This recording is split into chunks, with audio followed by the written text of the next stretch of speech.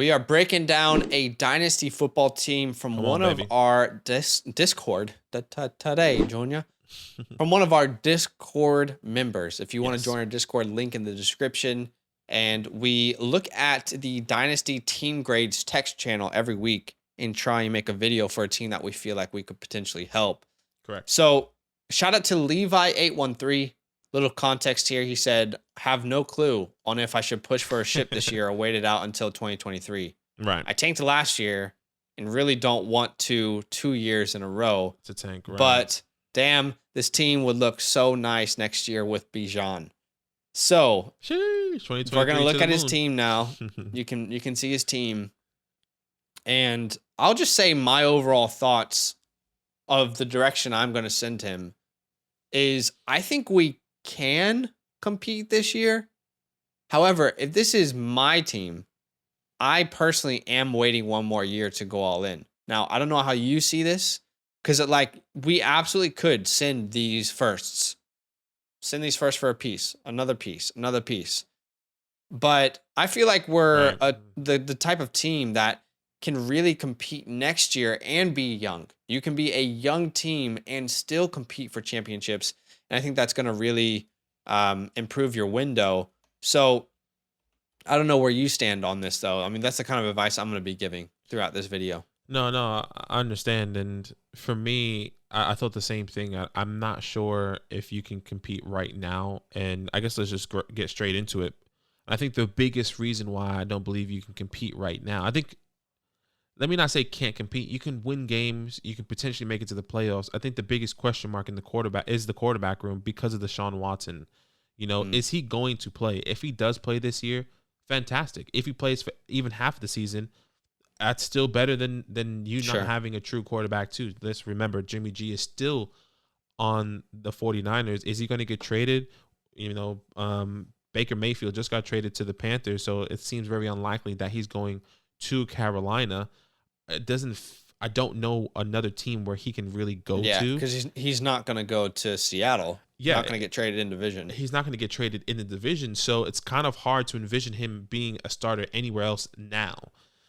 Maybe that does change in a couple weeks, in a couple months, whatever the case may be. But the question mark here in the quarterback room specifically is Deshaun Watson going to play? Once again, if he does play, even if it's for half of the season, you could compete in the second half. You could go on a win streak. But if he doesn't play for this year, I think it's out of the question to really be saying, I think we can move forward unless you move away from those 2023 pieces. But, I mean, you said yourself, you want Bijan. You want Bijan Robinson. So let's not even move any of our 23 first and keep, go for Bijan. You got how many picks here? How many first? 1, 2, 3, 4. So, quick maths would say you've got a 33% chance at Bijan Robinson, but which is probably higher than most people in your league. Yeah, I think depth is really the issue for me. That's why I'm not saying. That's why I'm saying we look towards all in next year. Right. I've talked about Deshaun Watson being one of my most ideal rebuilding trade targets, and that's even for people who are in this kind of a hybrid era. Right. I just don't think there's enough depth here to really. I mean, there's been no injuries yet this year, right? No suspensions, no nothing. I just look at the bench, and I'm just not feeling super confident. And there will be people who comment on this and say, you can absolutely compete right now. It doesn't matter. You have the pieces. I understand where you guys are going. But I'm going to talk about some moves that I think will set you up even better in next year's window. Agreed. So I agree. Keep Watson. Obviously, keep Trey. I think Trey is going to take a big step this year. But let's talk about some sell high opportunities. Okay. Yeah. There's a couple. So with the running backs, I'm personally Javonte, Etienne. I don't see any reason to sell them. Those are big holds for me. You look at the rest of the running backs on this team, though. There's not a single running back that is a starter or that I think you could start consistently. Agreed. There's just no one else. So for people who might comment, you can win right now. What running back are you starting? Right. If one of these guys goes down? What about when, the bye weeks are happening? There's only 2 running backs I look at and I think I can start these guys. And I think that makes you really inflexible, even in your flex spots. Mm-hmm.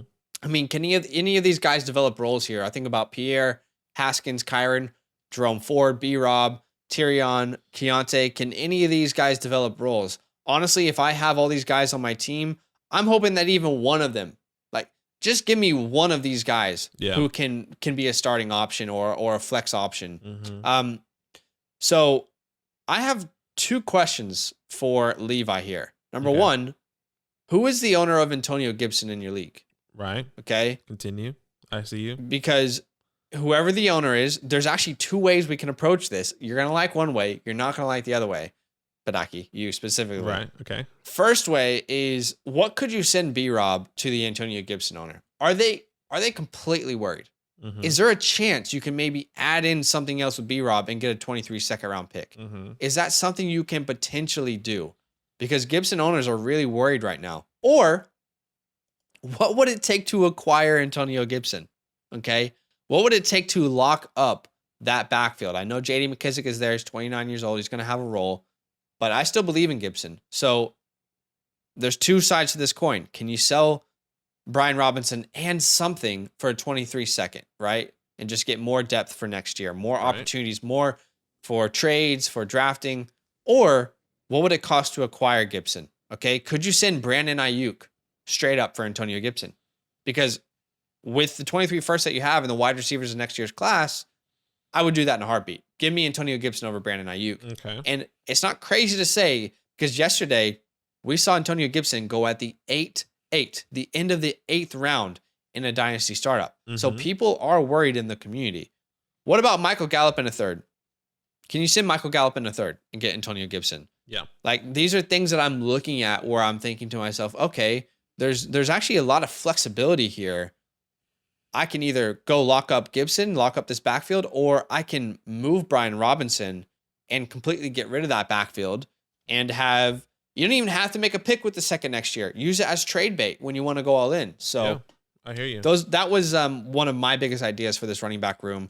I know you won't like the acquiring Gibson part of that, but honestly, Antonio Gibson's value has never been lower in the trade market. And I feel like it's a huge time to take advantage of this. We're talking about a player who is the most talented running back by far in that group and has finished as a top 12 guy every year in the NFL in fantasy. So those were the 2 things I was going to say with the running back room. Right. Yeah. And that was the direction I was going, was either selling Brian, maybe even selling Price.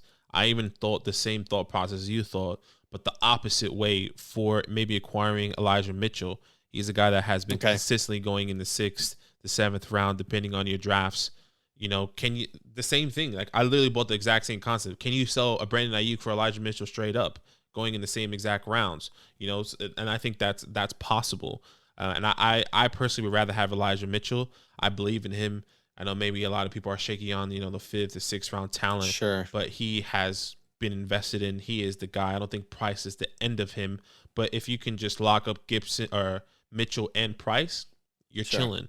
That's my opinion. I would rather also, there's 2 thought processes on the Brian Robinson as well, because I'm a believer that Brian Robinson could take touches away. He won't be a significant guy that you can start every week.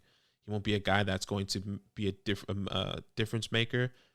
But if you see him getting more touches, taking away, opportunity away from Antonio Gibson, there's going to be people in your league that's going to say, damn, would they transition to Brian Robinson? Is Brian Robinson a 50-50 guy?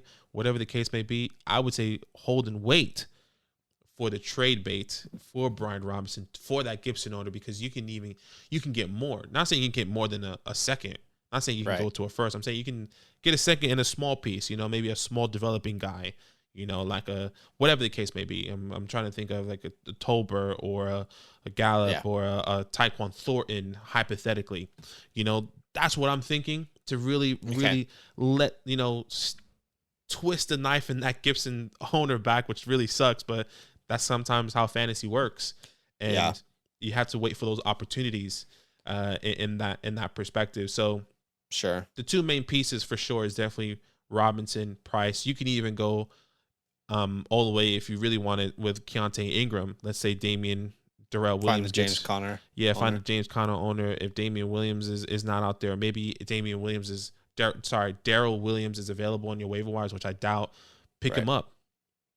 See what you can do, because he's been undrafted a lot of the times. That's what I'm thinking in the running back room. Sure. I would rather wait than try to trade specifically for Antonio Gibson. But if you want, try the Elijah Mitchell. Gave you two options.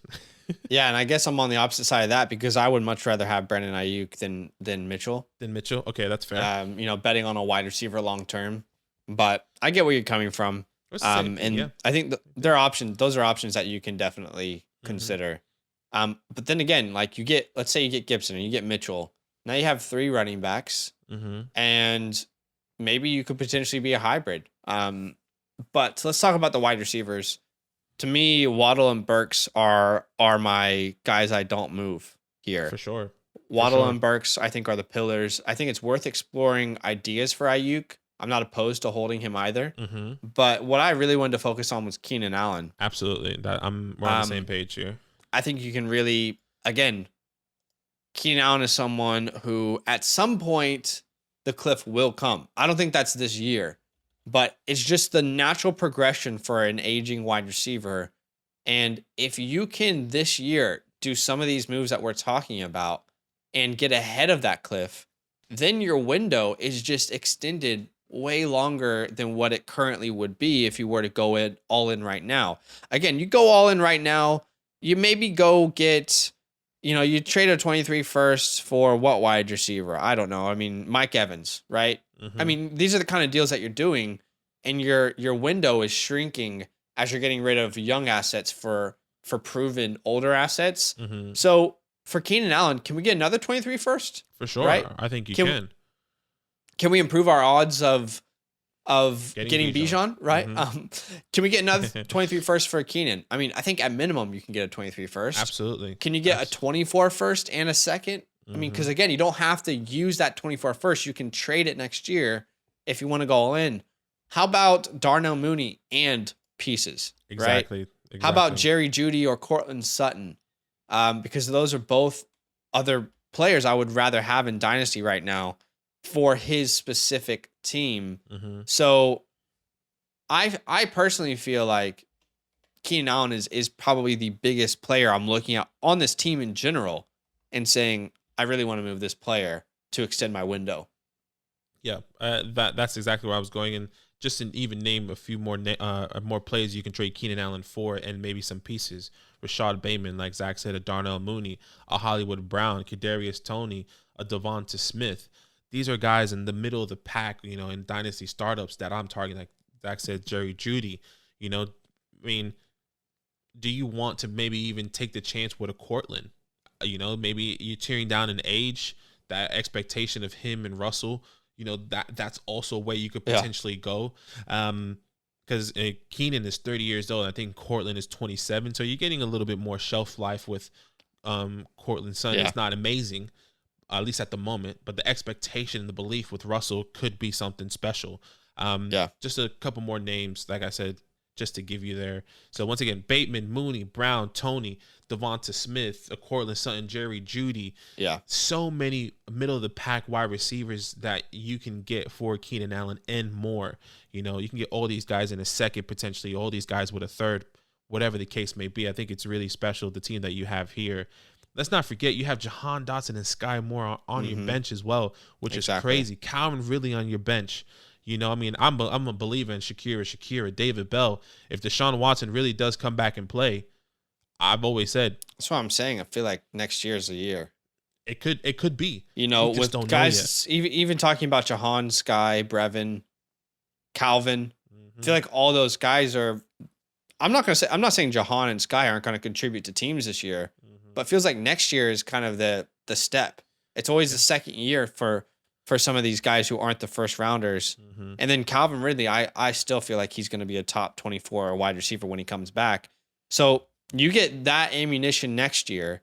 You can use these picks to improve the running back room through rookies, through vets, whatever you want. You can at minimum, you can add 2 more running backs that are starting options for you this time next year.